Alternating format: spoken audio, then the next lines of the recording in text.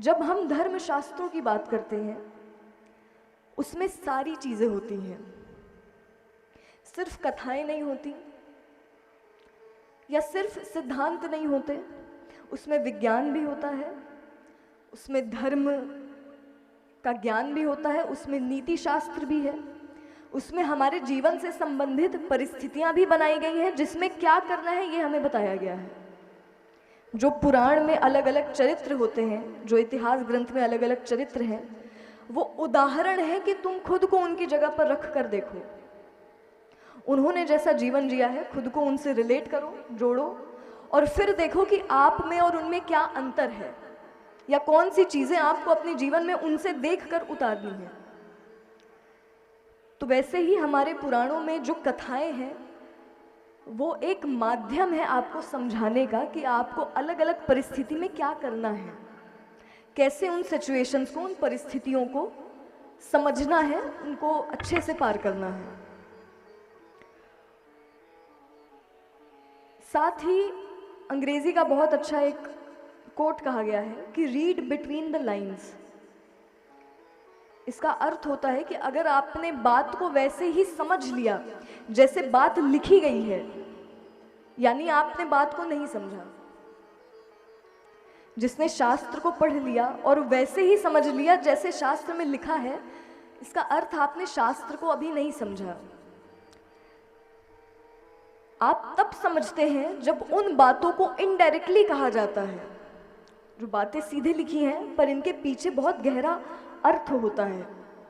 हमारी गलती ये होती है कि जब हम शास्त्रों की समझ लेने बैठते हैं, शास्त्रों को हम बताते हैं किसी को, तो हम शब्दार्थ पे चले जाते हैं। शब्दों का अर्थ हम समझते हैं, शब्दार्थ नहीं निकालना, भावार्थ समझना है।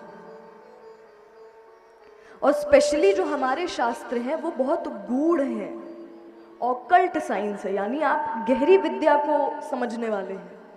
तो जब कोई भी गहरा विषय है, समझने का विषय है, तो उन बातों को वैसे ही मत समझ लीजिए जैसी लिखी गई हैं।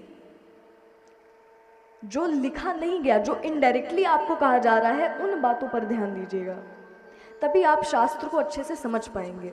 वैसे ही भगवत गीता है जिसमें सीधे सीधे भगवान ने कम उत्तर दिए हैं।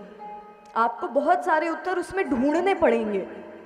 कुछ उत्तर को उन्होंने बिल्कुल सीधा दिया है, पर बहुत सारे उत्तर, ये कहा जाता है कि ऐसा कोई प्रश्न नहीं है जिसका उत्तर गीता में ना लिखा हो। ये यूं ही नहीं कहा जाता, ये सच है। वास्तव ये है कि हमारे जो प्रश्न होते हैं उनका उत्तर हमें ढूंढना पड़ता है उसमें, वो सीधे सीधे नहीं उन्होंने वाक्य सुना दिया एक। तो जब हम शास्त्र समझें तब हम हर चीज को ध्यान में रखकर समझेंगे, तो वो ज्ञान कहीं ना कहीं सही रास्ते पर होगा। और ज्ञान सही है या गलत है इसको पहचानने का बहुत अच्छा तरीका होता है। बहुत सारी लोगों की अलग अलग बातें होती हैं, शास्त्र में अलग अलग बातें कही जाती हैं, पर हम कैसे पहचाने कि कौन सी वास्तविक ज्ञान पर आधारित है और कौन सी सिर्फ उपदेश है। तो पहचानने का बहुत अच्छा तरीका होता है कि जो बातें जोड़ना सिखाएं वो वास्तविक ज्ञान पर आधारित है, और जिन बातों से अंतर बढ़े, भेद बढ़े, वो वास्तविक ज्ञान नहीं है। क्योंकि जहां अंतर होता है वहां अधिकार होता है।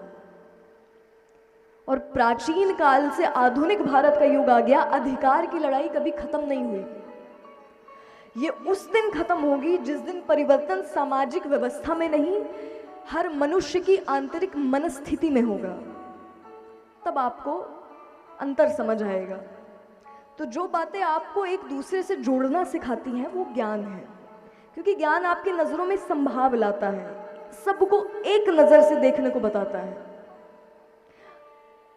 योगी या ज्ञानी मित्र और शत्रु में अंतर नहीं देखता, सबको भगवान का बालक समझता है कि सब है तो उन्हीं के जैसे भी हैं।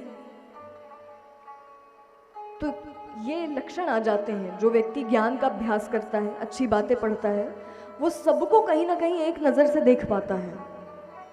जो मूलभूत अंतर है हमारी नज़रों के, वो अंतर धीरे धीरे कम होते जाते हैं और ये उचित भी है, अंतर होना भी नहीं चाहिए नज़रों में।